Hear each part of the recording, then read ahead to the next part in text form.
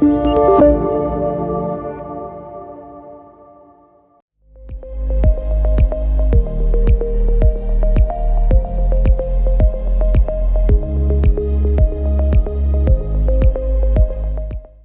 you. It's great to be here today on National Whistleblower Day. Always one of my favorite events of the year, and I appreciate you inviting me back to speak today. I've got with me Adam Miles, who many of you know was the former Deputy Counsel at the Office of Special Counsel and is now a Senior Counsel in my front office here, helping with whistleblower matters for the OIG. Hi there, so excited to be here too. National Whistleblower Day is a huge event for everybody in our community. And as you know, at OSC, protecting whistleblowers was the primary mission and very, very important to making government more accountable and helping the taxpayers. And you've spoken at this event for the last 2 or 3 years, maybe even more than that. And one of the things that you always say is that whistleblowers are part of the lifeblood of an Office of Inspector General. So not just important to OSC, but also important to OIGs. Can you tell me more about that? Yeah, absolutely. As I've said many times, whistleblowers, employees throughout the federal government are our eyes and ears at the OIG. We have resources, but they're limited. And the people who really know what's happening are the people on the scene. And we need those folks to be able to come in and feel comfortable coming in and know they're not going to be retaliated against for coming in.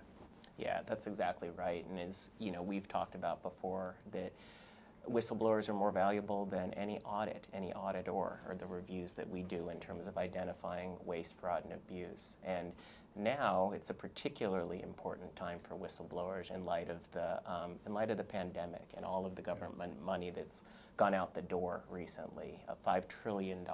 And now, Michael, you're in charge not just of our office, the DOJ Inspector General Office, but also the PRAC, the Pandemic Response Accountability Committee. And Can you tell me more about the PRAC and why whistleblowers are so important to protecting pandemic funds? Yeah, it's particularly important right now during the pandemic. As you said, we have $5 trillion, over $5 trillion of pandemic response funds, emergency funds that have gone out the door.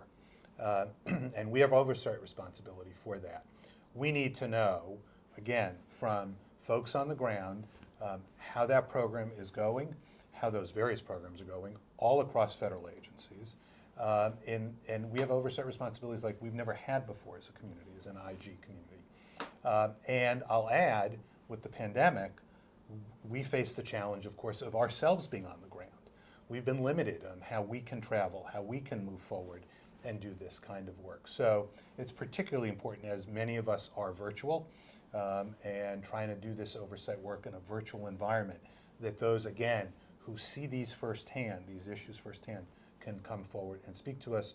As part of the Pandemic Response Accountability Committee, the PRAC, you can go to pandemicoversight.gov. That's our website. You will see there the way you can report online in a very prominent way to us. We want to make that kind of information and access available to everybody in the public, but particularly important for whistleblowers to know where to go to report wrongdoing. That's right.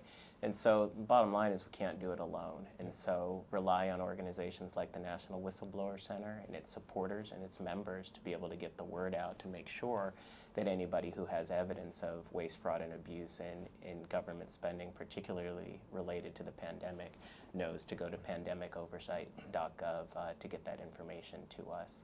The other resource that we announced at this event 2 years ago was oversight.gov/whistleblowers. And the pandemic has actually slowed us recreating that site with your feedback. And so what we'd like to do, we launched that site in beta as a tool for whistleblowers so that they know their rights, so they know where to go, no matter where they work in government or outside of government. They can click on a few links and then know exactly which Inspector General office to go to, whether to go to the Office of Special Counsel or to the Department of Labor or other resources. And so we're still in the process of finalizing that site. So if you have an opportunity to go to oversight.gov/whistleblowers, take a look at it and let us know what you would change to make it more, to make it a better resource for you and those in this community. So we appreciate your help with that, appreciate being here today, and I'll turn it back over to you, Michael, for the last words. Thank you again for having me today. This is, as I said, a very important event. What you all do is critical to the oversight community, but most importantly, critical to ensuring that government programs serve the taxpayers. That's what we're here to do.